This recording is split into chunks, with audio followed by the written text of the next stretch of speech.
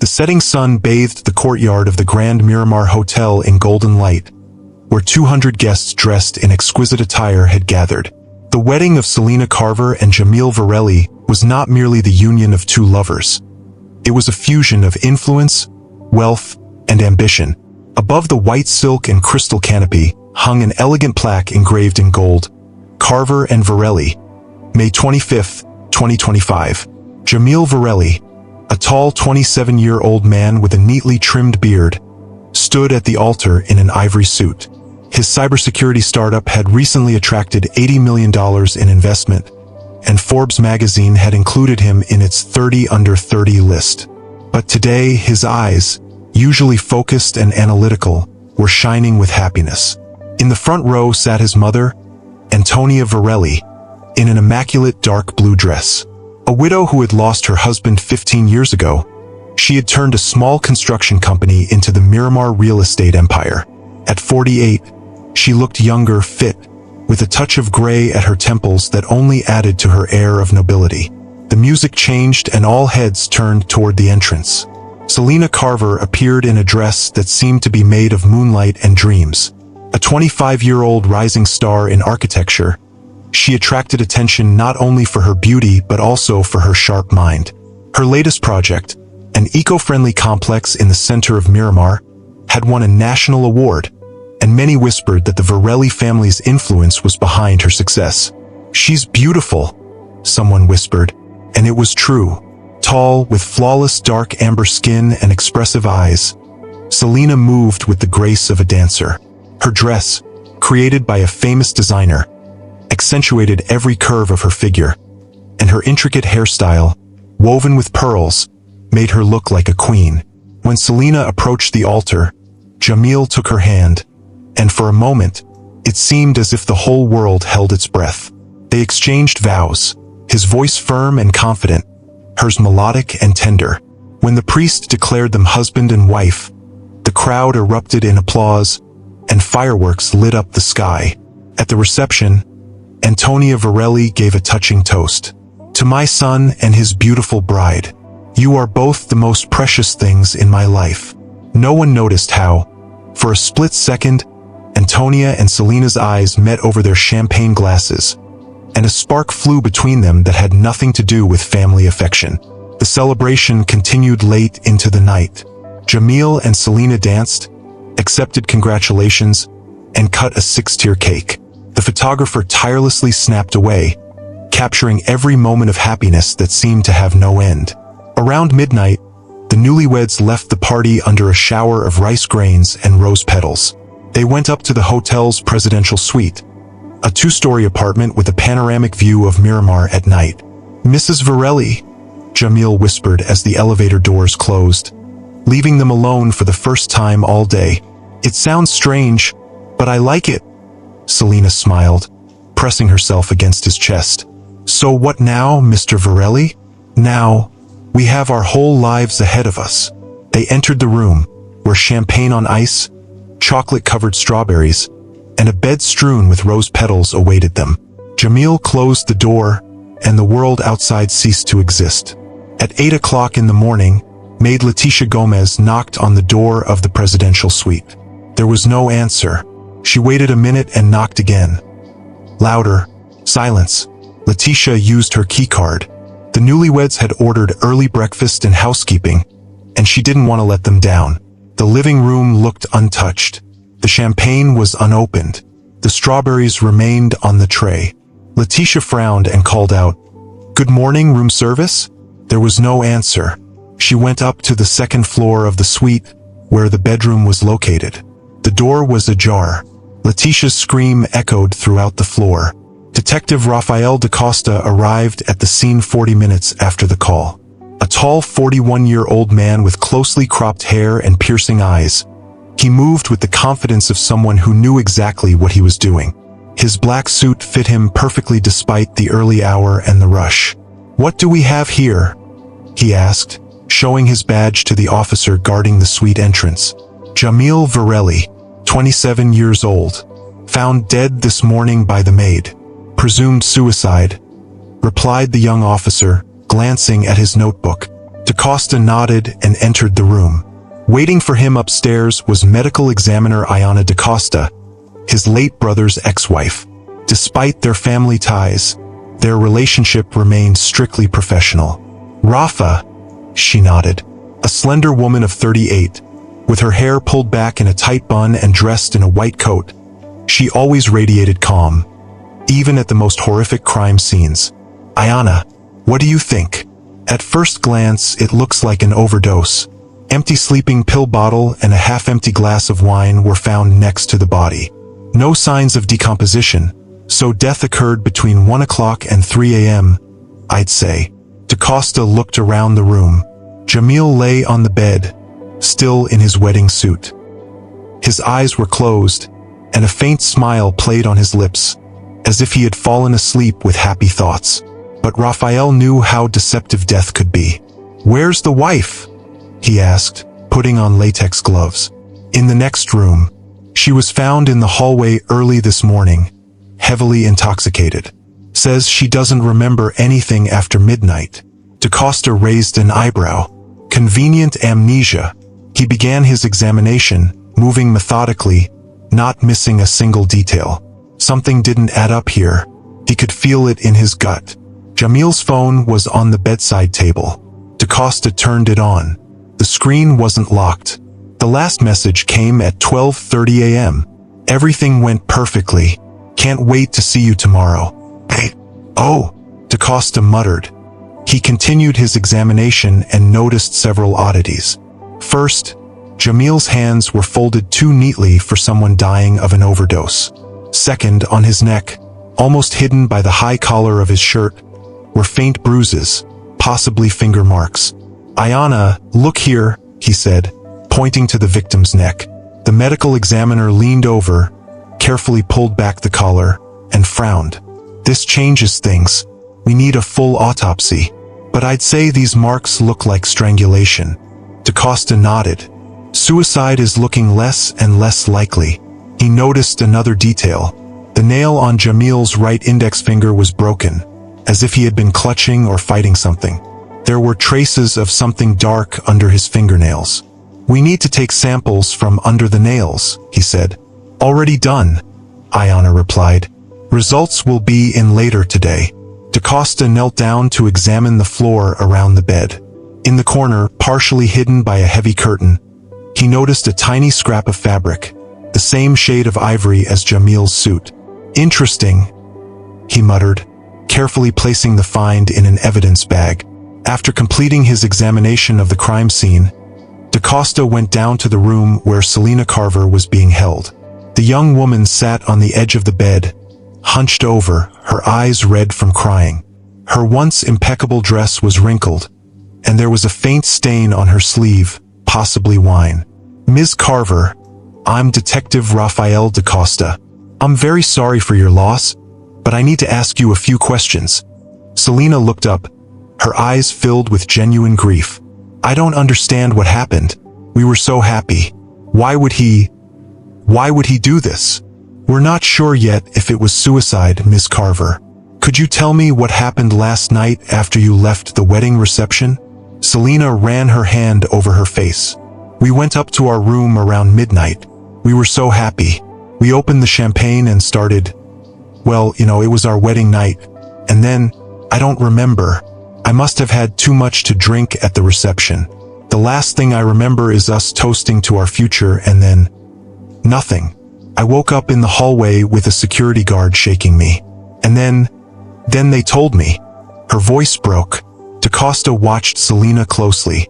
Her grief seemed genuine, but something in her story didn't sit right. How did she end up in the hallway? Why couldn't she remember anything after midnight? "Ms. Carver, did your husband have any enemies? Maybe problems at work? Or in his personal life?" Selena shook her head slowly. "No. Everyone loved Jamil. He was brilliant, kind, ambitious, yes, but not arrogant. I can't imagine anyone wanting to hurt him." "What about you? Any enemies? Any problems?" "I'm an architect, detective. I've had critics, sure. Jealous colleagues, maybe. But nothing serious. Nothing that would lead to this." DaCosta noticed how Selena's tone changed with those last words, as if she were trying to convince herself more than anyone else. We're looking into all possibilities, Ms. Carver. One more question. Do you know anyone whose name starts with the letter A? Someone your husband might have been in contact with. Selena blinked. A? No, not that I can recall. Why? Just checking the details. Thank you for your time, Ms. Carver. Please don't leave town anytime soon. We may have more questions. As he left the room, DaCosta bumped into Antonia Varelli. Jamil's mother looked exhausted but composed. Detective, I'm Antonia Varelli, Jamil's mother. Is there any news? Is my son? Your son is, unfortunately, gone, ma'am. We're investigating the circumstances surrounding his death.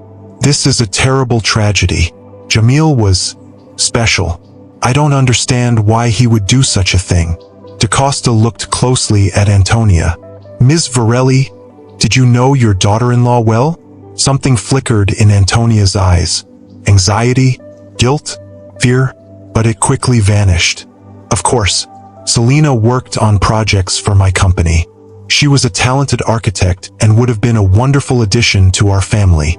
DaCosta noticed how Antonia adjusted her necklace, her fingers trembling slightly. Where were you between 1 o'clock and 3 a.m. this morning? Antonia straightened up. I left the reception around 11 p.m. and returned home. I live alone, so there are no witnesses, but the security guard at my complex can confirm the time of my return. I see. Thank you, Ms. Varelli.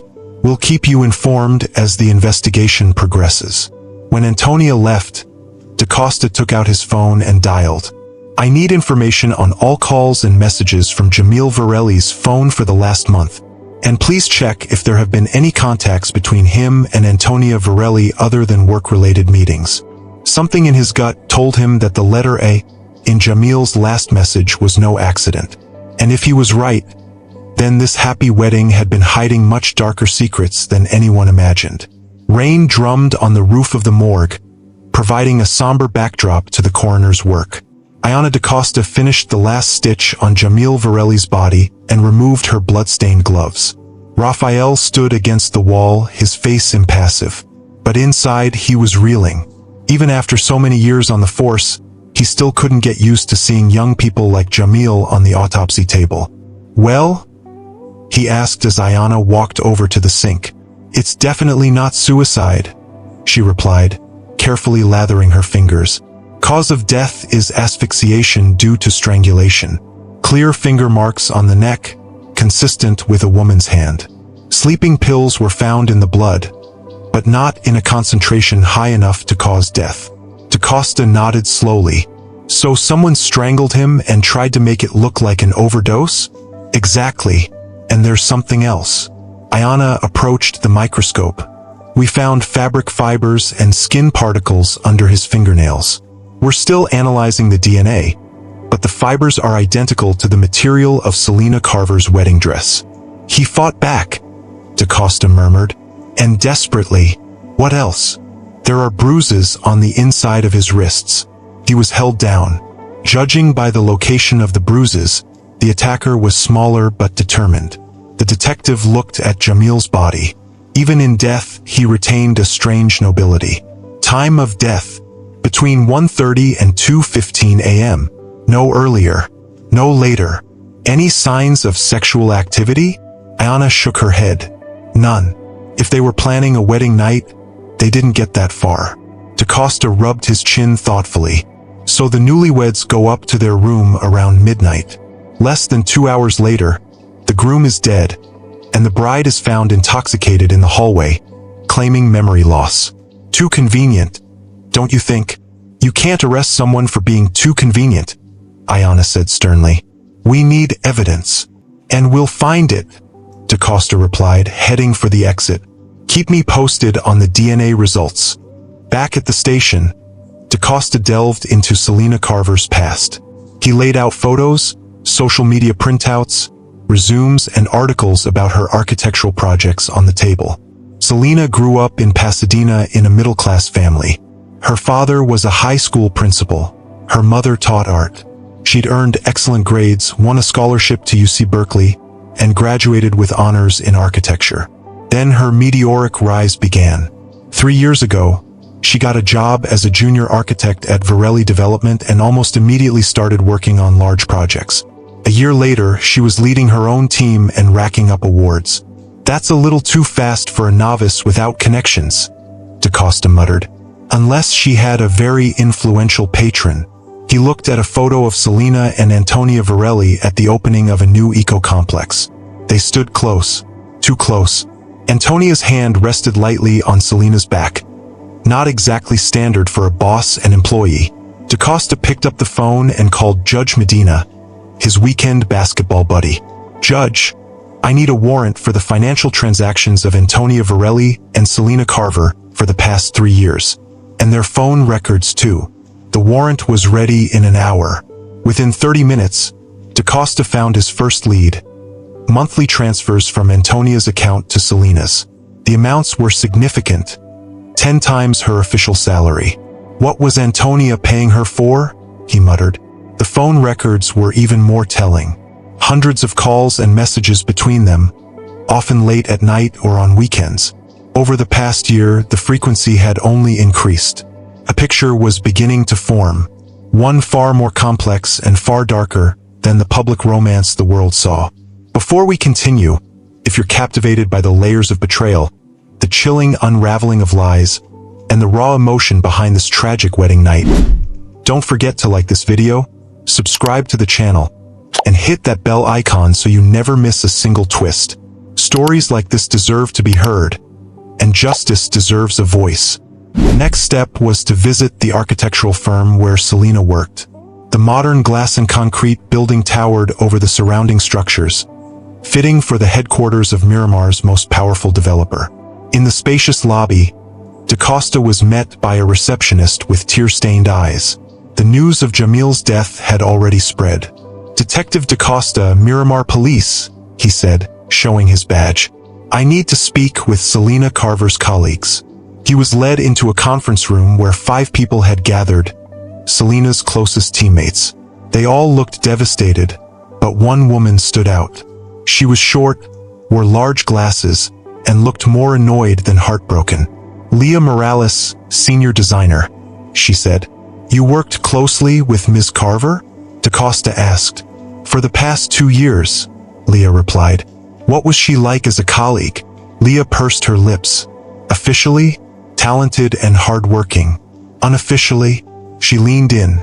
"Look, I don't want to speak ill of the dead, but Selina didn't get all those projects and promotions because of her talent. She had special access to upper management." "You mean Antonia Varelli?" Leah nodded. "Everyone knew. They were involved. They tried to keep it under wraps, but it was obvious. Private meetings, business trips, Antonia touching her at parties. Then, suddenly, Selina's projects got the green light while more experienced architects were left in the dust." "How long had this been going on?" "From the start. She joined 3 years ago, and the rumors started a month in. Then she started dating Jamil, and everyone was like, 'What a twist!' First the mother, then the son." DaCosta raised his eyebrows. "Did Jamil know about Selina's relationship with his mother?" "If he did, he didn't show it. But Selina, she was a manipulator. Used people. First Antonia helped her career, then she switched to Jamil, a young tech genius with millions in the bank. And Antonia didn't mind?" Leah shrugged. "Who knows? Maybe it was a twisted game of control. All I know is Selina always got what she wanted." DaCosta noted everything down. The rest of the colleagues confirmed Leah's account. Most had been quietly resentful of Selina's rapid rise and her closeness to both Varellis. Next, DaCosta followed another lead. Phone records showed that Antonia and Selina often met at the Azure Hotel, on the outskirts of Miramar. The hotel manager was reluctant to cooperate, but when he saw the warrant, he gave in. "Yes, Mr. Smith, aka Antonia Varelli, booked the top-floor suite regularly," the manager admitted. "Always came with her niece, young black woman. Matched Selina's description." "When was the last time they were here?" "Let me think. 3 days ago." day before the wedding. Did they seem tense? On the contrary, very close. If you know what I mean. DaCosta nodded. The picture was getting darker. Back at the station, the tech team had recovered deleted messages from Jamil's phone. Most of them were from Antonia. The content ranged from businesslike to openly affectionate. Some were shockingly intimate. The last message from Antonia came at 12:30 a.m. on the night of the murder. Everything went perfectly. Can't wait to see you tomorrow. Hey. Selena's reply, me too. We need to be careful. Jay doesn't suspect anything. Soon we'll be able to be together openly. I love you. S. DaCosta muttered a curse. Selena had planned to continue her affair with Antonia even after marrying Jamil. That gave Jamil a motive, if he had found out. But how? An answer arrived in the form of Jericho Trent, the wedding photographer. He showed up at the station with what he described as critical information. I was reviewing the photos for the wedding album and saw something strange. Jericho opened his laptop and pulled up a sequence of shots. Here, around 11 p.m., Jamil steps away to the bar. Selena is talking to his mother. The photos showed Antonia leaning in close to Selena, her hand resting lightly on her waist. Their faces were inches apart, too close for a mother-in-law and daughter-in-law. And here, Jericho said, opening the next photo. Jamil comes back and sees them. Look at his face. DaCosta zoomed in. Jamil's expression was a mix of confusion, shock, and something boiling beneath the surface. After that, Jericho continued, he and Selena walked out into the garden. I didn't follow. They asked for privacy. But when they returned, their smiles looked fake.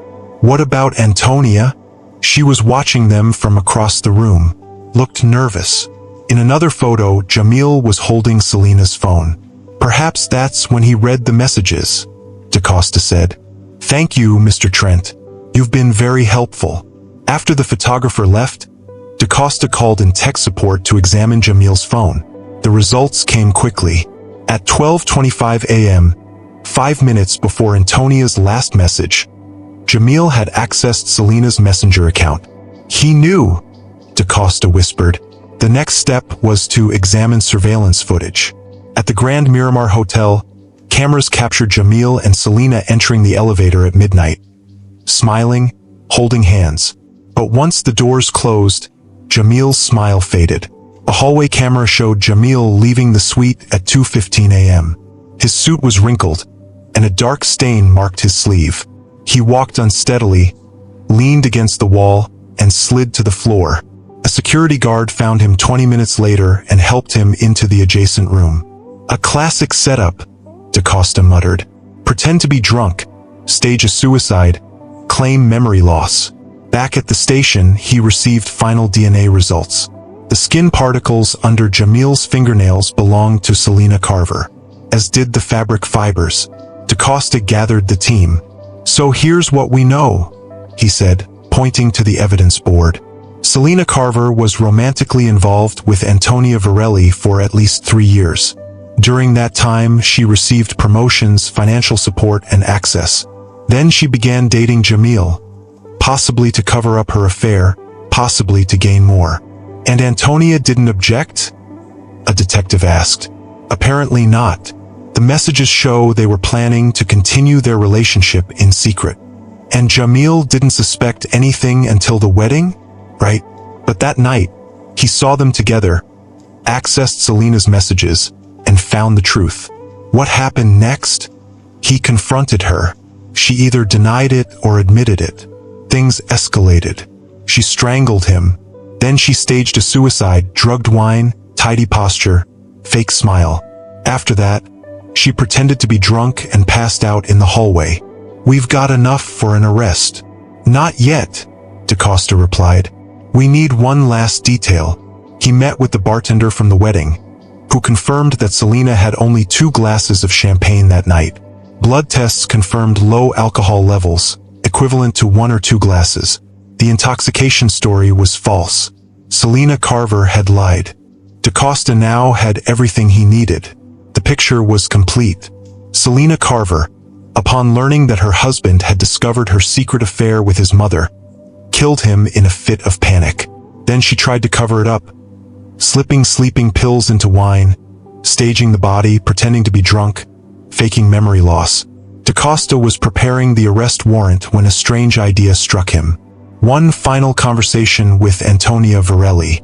He found her at her penthouse office, sleek, cold, glass-walled. The skyline of Miramar stretched behind her. "Detective," Antonia said as she poured herself a glass of water, "I assume you have questions." "Yes, about your relationship with Selena Carver." Antonia paused. Her composure slipped. "I don't understand what you're implying." "I think you do. We have your messages, financial transfers, hotel surveillance, testimonies. You were involved with her long before she married your son." Antonia looked down, then back up. "I loved her. When did it start?" 3 years ago. She was brilliant, ambitious. I offered her a job. One thing led to another.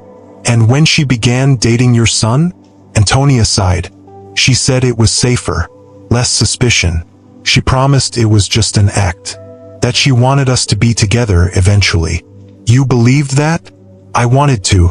After my husband died, I was alone for years. Selena, she made me feel alive again." "Do you think she loved Jamil?" Antonia flinched. "I thought she didn't. But now, I don't know. Maybe she did." DaCosta leaned forward. "Did you know what she was planning?" "What do you mean?" "She made changes to the prenup a week before the wedding. In the event of Jamil's death, she'd receive 45% of your company." Antonia paled. "No, that can't be." "She was also consulting a lawyer about removing you from power as majority shareholder. Her search history shows inheritance rights, widow privileges, board takeovers." Antonia sat down heavily. "She was going to take everything." DaCosta nodded. "And your son was the obstacle. She removed him. Next would have been you. I have to warn. She already did it, Ms. Varelli." Antonia looked shattered. "She used us both." DaCosta stood up. "I need your official statement, and you'll likely be called to testify." Back at the station, the arrest was imminent. Selena Carver was brought in for questioning. She wore a tailored black coat, her expression composed. "Ms. Carver," DaCosta began, "do you remember what happened the night your husband died?" "As I said, I drank too much. I don't remember anything after we got to our room." "Interesting, because your blood work shows minimal alcohol. And the bartender said you barely drank." Selena's jaw tightened. "Maybe it wore off." "Unlikely. Also, Jamil's fingernails had fibers from your dress. And your skin cells." He fought back. "That's ridiculous." DaCosta slid a photo across the table. Bruises on his neck, defensive wounds, sleeping pill traces in his stomach, but not in the blood. He was drugged after death. "You staged the scene." Selena's breathing changed, but she stayed silent. "We also recovered messages between you and Antonia, including one where you said, 'Soon we can be together.' He doesn't suspect anything." "I won't respond to this without my lawyer," she said. "Your lawyer's on the way. Until then, Selena Carver, you are under arrest for the murder of Jamil Varelli." He nodded to the officers. She stood slowly as they cuffed her. "I didn't mean to," she whispered. DaCosta looked her in the eyes. "But you did." Later that evening, DaCosta and Ayana sat on the rooftop of the station, watching the stars emerge through the haze of city lights. "3 people," Ayana said softly, "all trapped in a web of lies. 1 dead, 2 lives destroyed." "Do you think Antonia knew?" "She didn't want to. She chose not to see it. We all do that sometimes. When the truth hurts too much." They sipped their drinks in silence. Below, the city pulsed with life. Parties, weddings, secrets, promises. And somewhere, someone else was making a choice that would change everything. DaCosta closed his eyes. Tomorrow would bring a new case. But tonight, the ghosts of this one lingered in the dark. What do you think? Was this the price of unchecked ambition? or a love triangle doomed from the start? Let us know in the comments below. And if you want more stories like this, where love, power, and betrayal collide, make sure to hit the like button, subscribe to the channel, and ring that bell so you're always the first to know when a new case drops. Until next time, stay alert, stay curious, and stay safe.